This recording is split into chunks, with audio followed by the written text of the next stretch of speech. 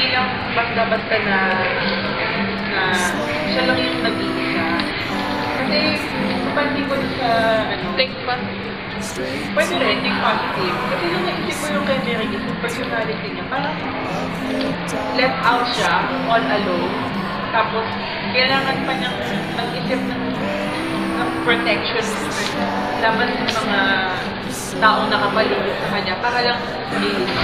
Kumbaga, hindi ko sinasabing self-centered siya, pero parang protection ng ginagamit niya, yun yung kinakailangan niya. So, yun. Para saan ba yun? I agree. Always remember that there are people who love and accept. You don't need to look for attention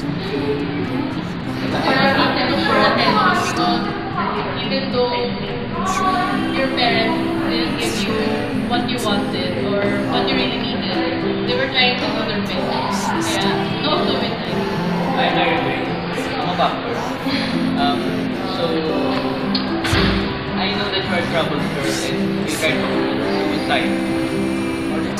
More than More than once.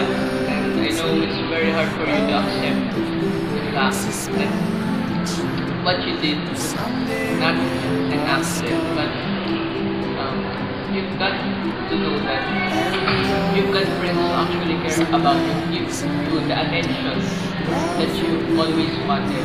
You just feel to see more. And now I guess you should try looking at it again. Because you have friends that actually care for you. Your parents may have abandoned you when you were young. But your friends, as it seems, is actively that because they care for you. Hi, Mary. Para sa akin, hindi naman suicidal yung dapat na yung makakasolve sa problema mo. Kasi unang-una, hindi naman maganda yung natutulad ng suicidal. Oo, nakakuha ka ng attention, pero anong magagawa ng attention na yun? Kasi madaming pwedeng solusyon sa problema mo. Kasi hindi lang naman makukuha yung love or attention sa mga magulang or sa boyfriend. Pwede rin sa friends.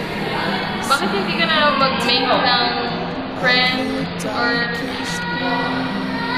makisama sa iba? Kasi baka doon makakuha ka ng love and attention. Tapos dahil doon, hindi ka pa nakagawa ng masama. As a person, kailangan maging open-minded ka.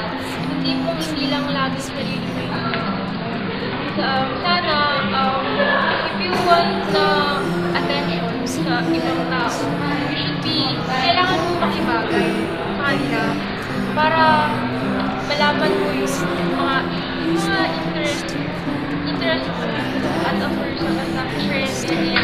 Yung mga ginawa, yung suicide, actually, dapat hindi ginagawa if ever you have a problem. Sabagay, kapag may problema ka naman, may hirap naman talaga. Pero sana, isipin mo yung advantage ng